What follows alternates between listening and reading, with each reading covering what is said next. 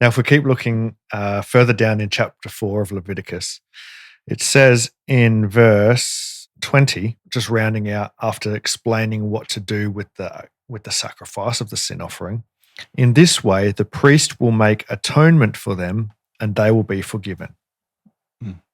So that's the end result of the sin offering, is to make atonement, and says, and they'll be forgiven. It's a little bit confusing, the word forgiven there. Michael Heiser, I've recommended from last episode him as a good resource. He's got a podcast going all the way through Leviticus. Yep.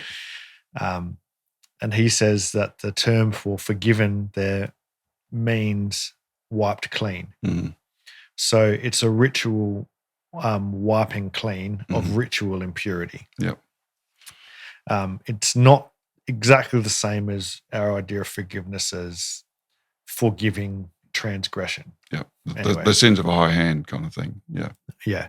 What it means there is that a person is not holy from whatever ritual uncleanness is related to, breaking the laws, and it's not all related to morality. There are some things related to morality, but it's not all or even predominantly related to morality. Yeah. You've just become unclean and not able to be around God. Yeah. So the sin offering, the blood of the sin offering makes atonement for you, and you're cleansed of whatever has made you unclean. And if we go further down into chapter 5, there's some examples of how a person can sin and need the sin offering. And we see in these examples, some of these examples, the fact that it's not about morality. It's not even intentional. Yeah, it literally says unintentional. You just keep doing the wrong thing. Wrong thing. Yeah. And here's a couple of examples. So in chapter 5, verse 2, if a person touches anything ceremonially unclean, whether the carcass of an unclean wild animals or of unclean livestock, even if he is unaware of it, he has become unclean and is guilty. So touching the carcass, even not knowing that you've touched the carcass of an unclean animal. And so later in Leviticus, there's a list of unclean animals that you can't eat and you can't touch. Yeah, like squid. Oh, that must have been hard not eating squid. And why? I mean, scholars have some theories about why. Yeah. But we don't really know why some are clean and some are unclean. It's a little bit like I remember once my kids saying, why? And I just say, because, at the end you get so frustrated with having to explain everything, and just in the end, because I said that's the way it is. And in a sense, we got to say that. Yeah. God says these things are unclean. Well, if he says they're unclean, they're unclean. Yeah. End of story. And there's some stuff in the laws that God gave, particularly in Levitical stuff, that is most likely related to not being like the other nations. The other nations are pagan. They worship other gods. They just do wrong things. Here's some ways to be distinct, holy, separate, different, separate, not like them. Yeah, there were three main things. There was the kosher food laws. There was keeping a Sabbath and the circumcision. And you could do that anywhere you were. So even in Babylon, when they were in exile, they could still do those three things and set themselves apart and make themselves distinct from the Babylonians and the other tribes who were there. Yep. And so as for us, for me and my household, we worship Yahweh, not the local gods, and we show ourselves to be belonging to Yahweh by these three things. And that's something which was, you could see from outside, and people could recognize, that's those Jewish people. They worship Yahweh, and we know that they belong to him because they consecrated themselves in this way. So, and it's just the way God has chosen. So that's just how that was, Yeah. Or if we look at verse 3 of chapter 5, or if he touches human uncleanness, anything that would make him unclean, even though he is unaware of it, when he learns of it, he will be guilty and need a sin offering. Yeah. And human uncleanness, we see in later chapters of Leviticus, is often related to discharge of reproductive fluids. Yeah. Or having a menstrual cycle or whatever. So according to Leviticus, a woman having her menstrual cycle makes her unclean. is that to do with morality? Obviously not, no. Or no? No. Later on in Leviticus, we also see that after a woman's given birth to a child, Mm. and then there's bleeding after that, Mm. that makes her unclean, and she has to have a sin offering to make atonement for her. So, but the word sin there isn't being used in that moral sense of right and wrong. It's more to do with being less than perfect, or just being, what's the another way of putting it, the brokenness or the warpedness of our broken humanity. Yeah.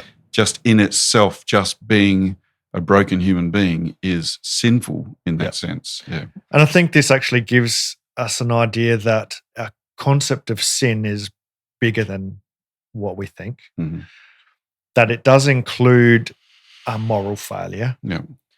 But that sin as a concept, the Bible Project also has they've got great videos. They've got lots of great videos. So that's why we constantly refer to them. Yeah. They've got this video on different words for sin. Mm. So there's different words that are often just translated sin. Sometimes they're not. But there's sin, there's transgression, there's iniquity. They have 3 in their video. And missing the mark, which I think missing the mark is the one we're talking about here, where it's missing the mark not because of some intentional thing, but you just miss the mark just by being born human. Yeah. So I think that's the concept that comes across, is this broad category of sin, meaning missing the mark, meaning falling short, is that we're supposed to be immortal. And we're not. We're mortal. We're because of expulsion from the garden, being cut off from the tree of life, the curses, being ruled by sin and doing morally wrong things. All those things kind of go together. And the conspiracy of the middle management in the bureaucracy in heaven messing things up because they didn't like it. Yeah. All that kind of stuff. Yeah. The fact that we decay, we fall apart. We literally, our bodies fall apart and decay. Is missing the mark. Yeah. Yeah. So, I had a funeral just the other day, and it just felt wrong. You know, I mean, it is. Death is wrong. Death is just not the way things are meant to be, and we all know that. When you're at a funeral of someone you love or someone you care about, and or even if you're just watching someone else who cares about someone, you just think this just feels wrong, and it's feels.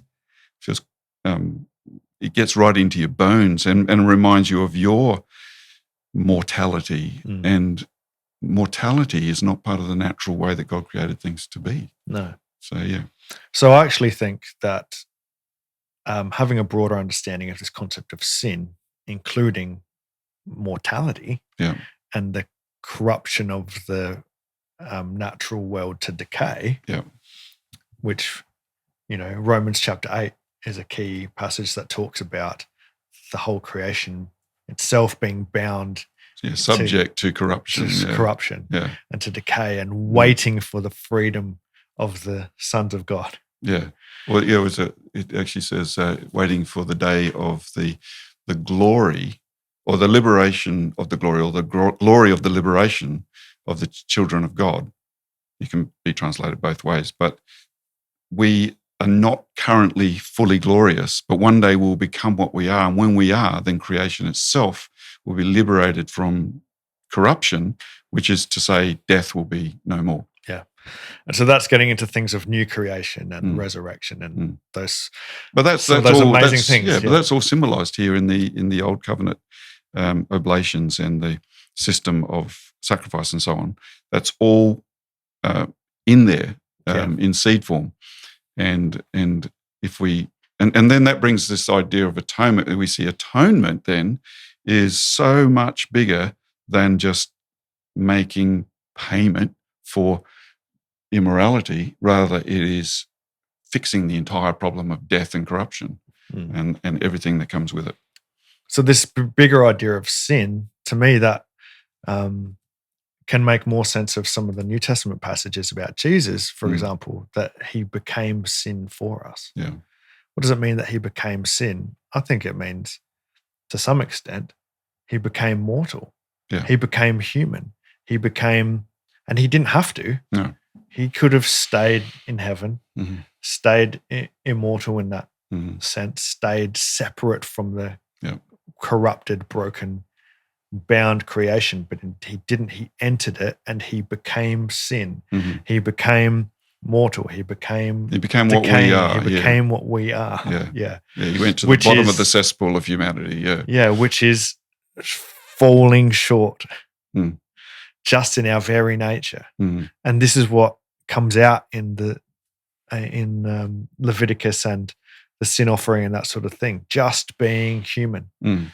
So if we get into Leviticus chapter 12, it talks about a woman who has given birth and bleeds after, and they all do. Mhm. That's part of the process, and it's natural. It's not immoral. It's natural. Mhm. And in fact, God gave the command, be fruitful and multiply. Mhm. So it's part of fulfilling our calling as humans to be fruitful and multiply. Nevertheless, it says in Leviticus chapter 12, a woman who bleeds from childbirth has to go through a process of purification, including a sin offering. From verse 6, when the days of her purification for a son or daughter are over, she is to bring to the priest at the entrance to the tent of meeting a year-old lamb for a burnt offering and a young pigeon or a dove for a sin offering. He, meaning the priest, shall offer them before the Lord to make atonement for her, and then she will be ceremonially cleaned from her flow of blood. There we have it. We've got the whole, that's a clear picture of atonement. It is. Yeah. Purification. It's purification by blood, Yep. the life of the blood that overcomes the deadliness inside the of us. mortality. Yep. Yeah. And so then from chapter 12, it goes into 13 and 14 is there's stuff about infectious skin diseases. Again, there's different ritual purifications that need to happen for a skin disease. And some of them is washing and whatever, but some need a sin offering for purification. Then in chapter 15, discharges causing uncleanness. So in chapter 5, when we looked at we gave a warning. We gave a warning at the beginning of this, didn't we? Yeah, we did. Coarse language. Discharges. Yeah.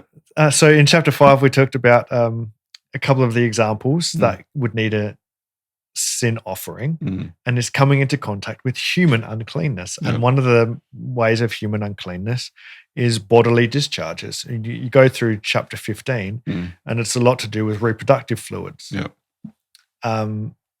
that make you unclean, including the menstrual cycle, including nocturnal emissions, those kinds of things that are natural. You can't not do those. Like a woman can't not menstruate. Man, being a plumber would have been a bad job, wouldn't it? Being in the ancient Israelite community, you would be forever making offerings of atonement. Yeah. And then there's all the stuff about, if a woman's got a period and she lies on a mat and then you touch that mat and it hasn't been cleaned, then you become unclean. There's all this stuff. Now, scholars say, so there's like touching dead things, there's bodily discharges, mostly to do with reproductive stuff. There's skin diseases, all these things that can make you unclean. And the scholars say that what the picture that is being presented here is they're all related to mortality, right? It's the loss of blood, for example, the loss of reproductive fluids. It's like they're wasted now. It's life that's being wasted. It's not producing fruit. It's kind of gone. Or skin disease is like it's decay. Decay can't be in the presence of God because he doesn't decay. He's not, there's nothing imperfect about him. And we weren't meant to either. No. We're so used to living what we think is natural, but what we live in is subnatural. And when we see, say, Jesus, for instance, calming the wind and the waves and so on, we think that's supernatural. It's not supernatural. That's natural. But we're so used to living in the subnatural that we forget what real natural looks like. And all that this is doing is making up for our subnaturalness and bringing us back to a place where we naturally would have had fellowship with God.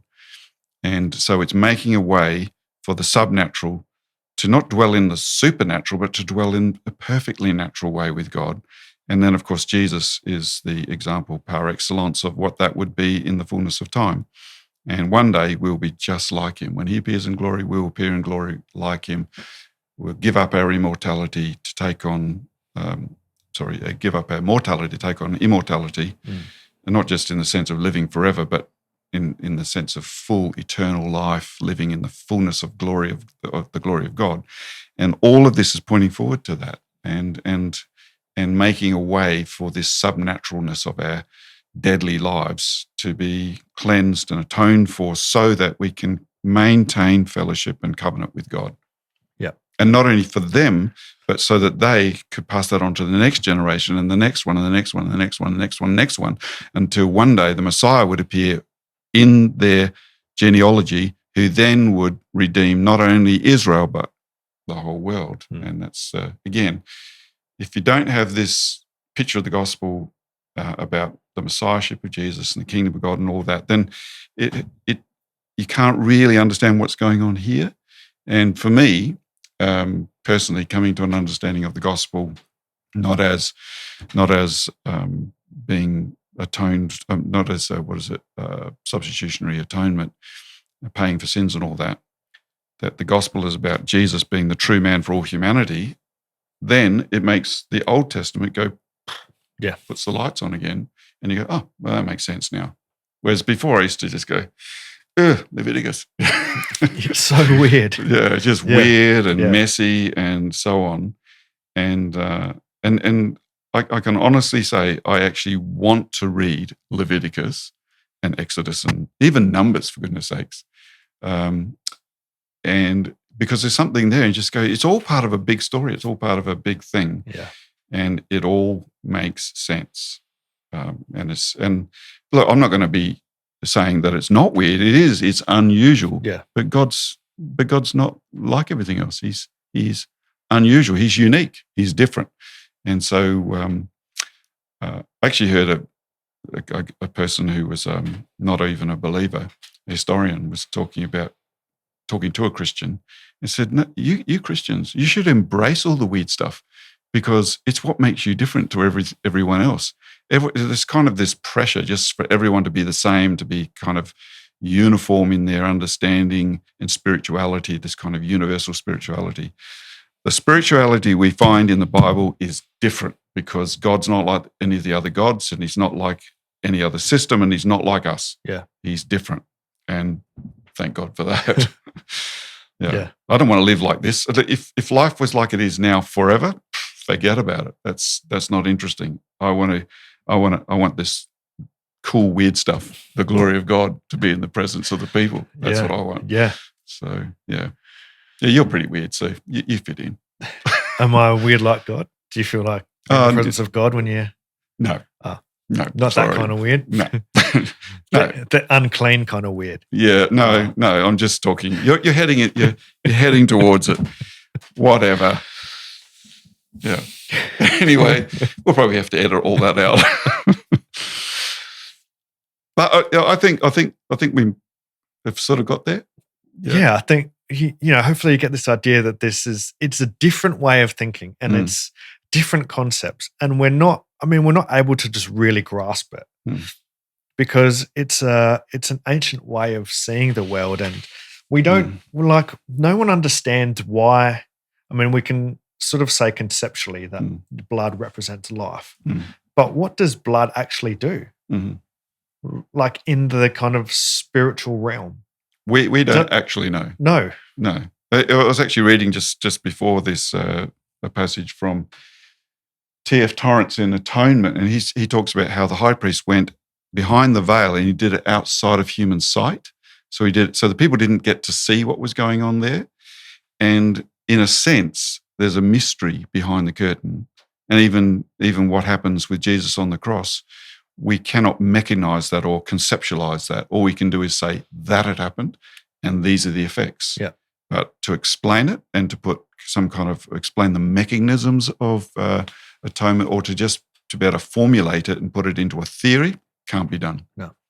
Which is why we started this whole conversation, not this episode, but when we started our series on the death of Jesus, we said that there's a whole number of motifs like a mosaic of fragments that go together to make a picture, and they're kind of metaphor and imagery and stuff that give a sense of a wide array of stuff that's done. And you can't boil it down to one thing. No.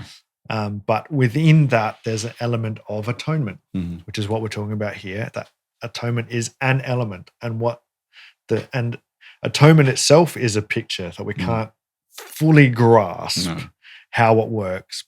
But essentially, we can't be around God because we're a different category, and atonement makes us able to be around God. Yeah, that's the picture. That's what was done for the Israelites, and we'll look at in the next episode how Jesus brings that into a much fuller way in a new covenant, etc.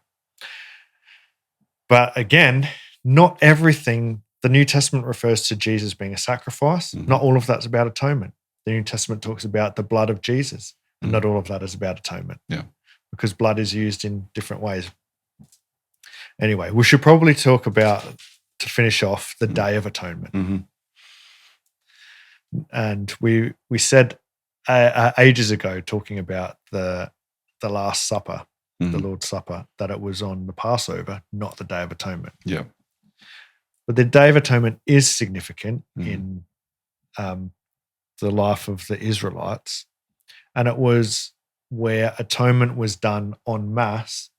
So even in, we haven't looked at it specifically, but there's different types of sacrifice of atonement, different sin offerings of atonement done in different ways for different circumstances. Some for priests, some for community leaders, some for the community as a whole, some for objects in consecration, some for individuals that sinned. Like, there's different ones, but they all kind of, the concept is the same.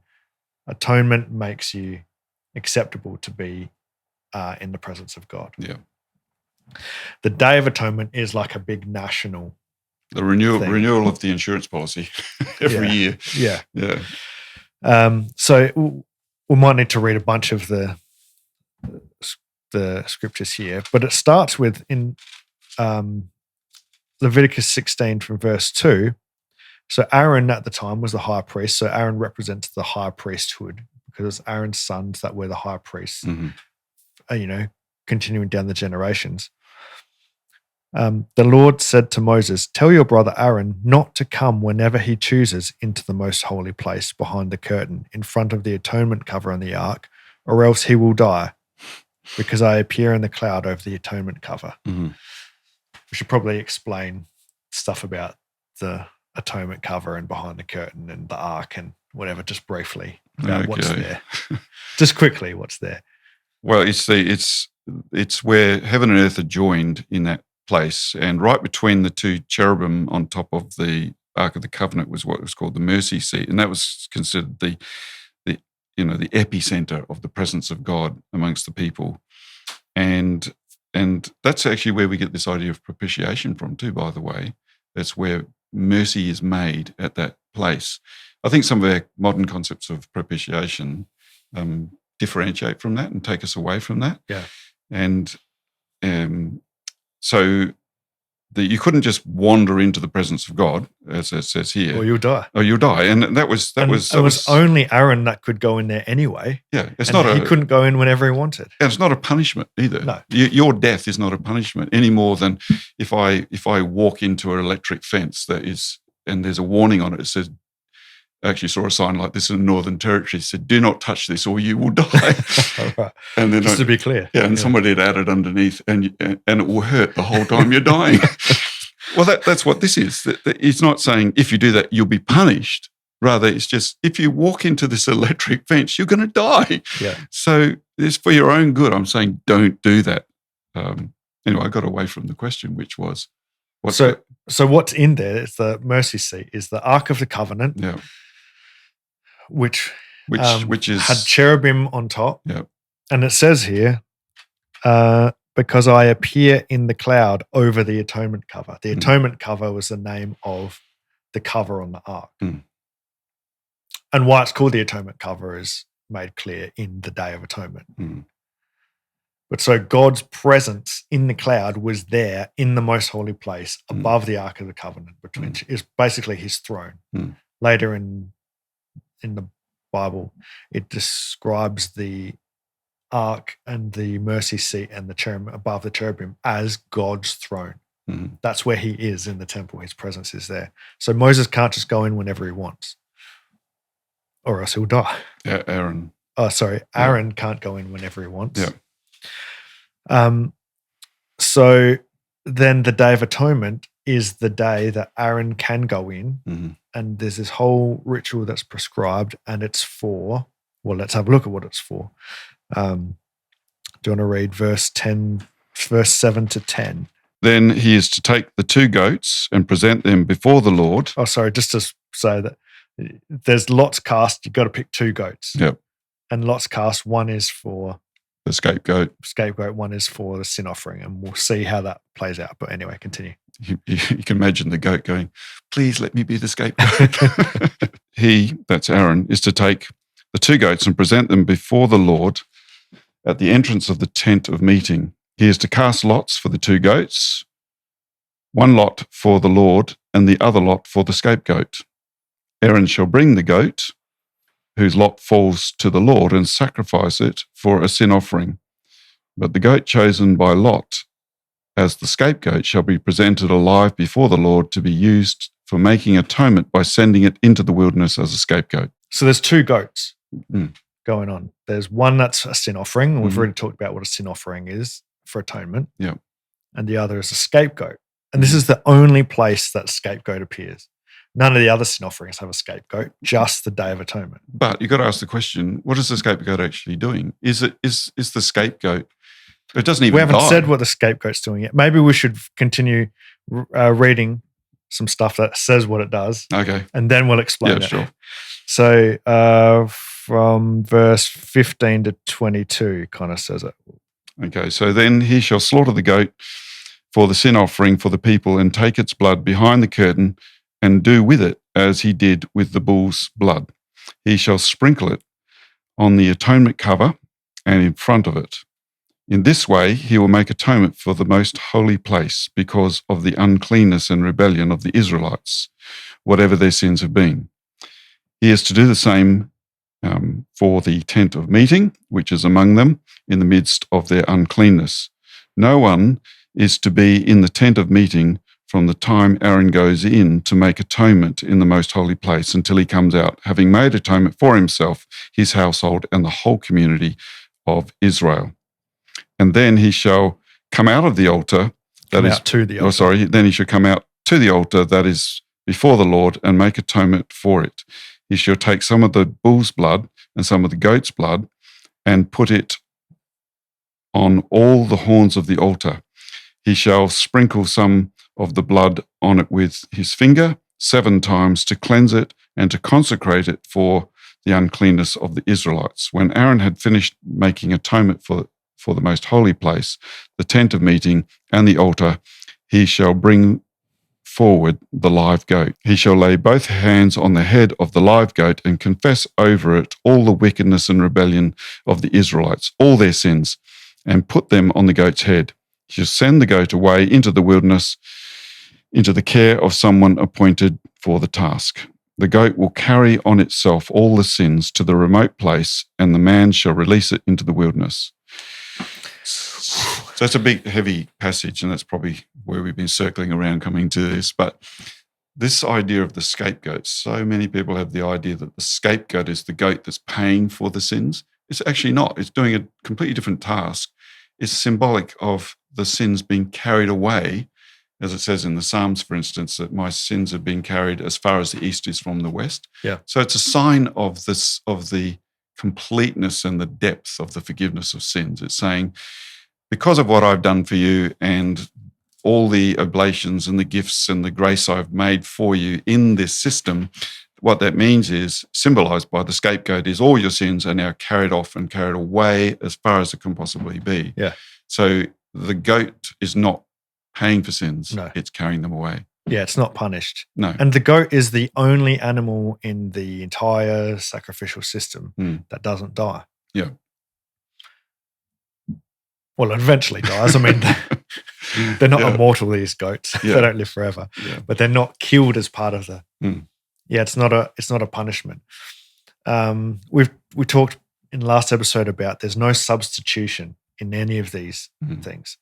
The only place that I would sort of pay the idea of substitution, but still doesn't really work, is here. Scott McKnight, in his book, A Community Called Atonement, talks about different atonement theories, and he says that the place for substitution is the scapegoat. And again, I think he's kind of trying to give a nod to substitution. But the reason substitution doesn't work even here is because there's no time where sins are put on a human and they're sent away. So how is it substitution? Yeah. There isn't a thing of all the Israelites will be sent out of the camp because of their sins. And so it goes instead. It just means that God won't live among them. If the community isn't made holy and atoned for, God won't live among them. But the symbolism is that, like you said, the sins are carried away. And this is an ancient mindset. It's not a modern Western scientific mindset. Yeah. There's not science behind it. It's kind of religious thinking. And the other nations had similar kind of concepts. Like the Babylonians had a thing where they would wave a dog over a king. Wave a dog over a king to absorb the impurities and then send the dog away because it's got those on it. Yeah. Or they'd have a way of cleansing the temple, cut off the head of a bull and drag the bloody carcass around the temple to soak up impurity and then throw it in a river to get rid of it. Yeah. Like that's the concept, is getting rid of. And here God has made a way to get rid of the impurity and rebellion of the Israelites and send them symbolically out of the camp. Yeah. And that's what the scapegoat is doing. And if we wanted to get really into wild stuff, the scapegoat is actually called the goat for Azazel. You don't know that? Yeah, I've heard that. It's called it says here in this footnote, that is the goat of removal, Hebrew Azazel. And if you know anything about, which I know you do, the book of Enoch, which is a Second Temple kind of Jewish writing, and it's a bit weird, but Jesus, it's not bedtime reading. Jesus and Peter and Jude all quote from Enoch, so it's has significance in at least first century Judaism, and it has this story of, it fleshes out the story of, from Genesis 6, of the sons of God coming and procreating with the daughters of men and the Nephilim being made and all that kind of stuff. Are we getting a bit off track here? Which is a wild story. But one of the angels that came down onto Mount Hermon in this story in Enoch is Azazel. And Azazel taught in Enoch, Azazel, this angel, taught humans certain ways, like making weapons and stuff, to lead them into sin. Yeah. So here, one idea of the goat for Azazel is that because these angels taught secrets that shouldn't they be taught taught. secrets they shouldn't have taught, led humanity into sin, were chained up in darkness. Yeah. They're now chained up because of that. And this idea of sending a goat to Azazel with the sins is like, you wanted to teach humans to sin, well, now you can have them. Yeah, they're back the on sins you. are taken off of the Israelites, sent with the goat to Azazel. Here you go. Yeah. You have them. There's that kind of concept in there. Anyway, that's getting into that's our extra biblical bit there. Okay, don't put your whole life on that, but it's an interesting little sideline. But the concept, again, so to reiterate, the concept of the scapegoat is the removal of sin. It's not a punishment of the goat, and it's not. It's not. It's not. The goat's just a vessel. It's not a substitute for the people. It's It's simply the end game of, now these sins have been dealt with, and now they're going to be carried away, so you don't have to worry about them anymore. Yeah. And it's a yearly event. So, and then of course, when Jesus comes, it's not a yearly event anymore. It's once and for all. It's the final entrance into the holy place, and then, of course, the curtain's torn in two and everything's opened up. So it's a whole different thing. But then if we look at the sin offering, the goat for the sin offering in the Day of Atonement, it says that it atones, for the blood is put on the atonement cover on the ark. Yes, atoning for objects again. Yeah. Yeah. It's sprinkled on the ark to make atonement for it. As if the ark isn't holy enough, But it's big. It's like it's been contaminated by the presence of the Israelites. That's right.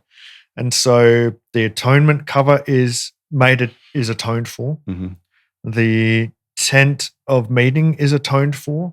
Then the altar is atoned for. So all these objects that are part of the whole system of the tabernacle and the priesthood, of God being able to live in the presence of mortal, sinful people, the Israelites, and not destroy them just by his presence, are atoned for, consecrated, made holy every year. And it's like this, scholars call it a cleansing of sacred space. The important thing is that it's sacred space, sacred objects that are cleansed because of the uncleanness. It says in there, the uncleanness and the rebellion of the Israelites. But it cleans the holy place, the atonement cover, the tabernacle, the altar, and the whole community. Like a big reset. Yeah. This is maintenance. This is relational, communal, covenant people maintenance. This is where atonement comes in. It's after rescue, after covenant, after law given, after God comes in. Atonement is for relational maintenance, to make it that there can be an ongoing relationship between a holy God and a corrupted mortal people. Yeah. And it's temporary.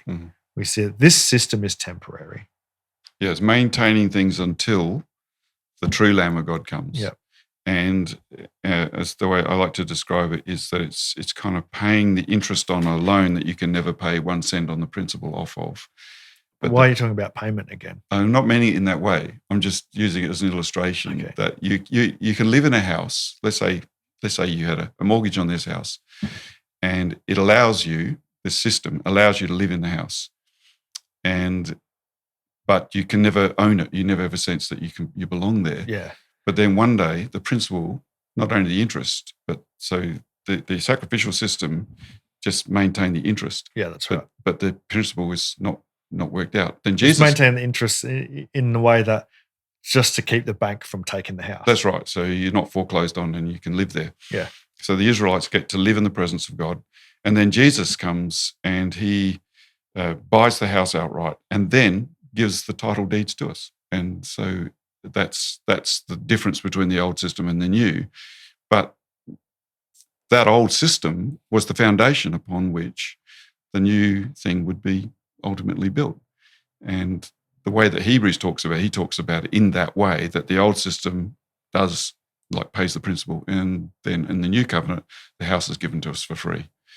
And but we're standing on the shoulders of the old covenant and of those people who, and of the system which God gave them to maintain them.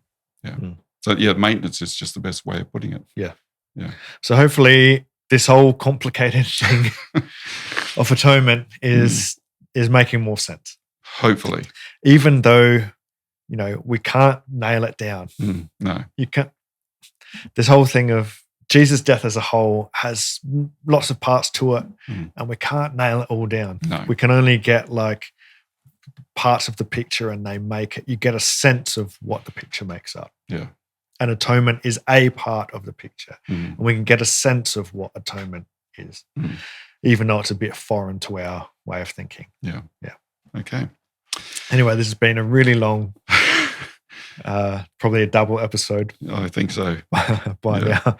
If you've made it this far. Well done. Well done you. Thanks for listening and watching. And next episode, we're going to look at the New Testament and how Jesus is referred to as an atoning sacrifice. Indeed. And what that means. Okay. Well, bye for now. See ya.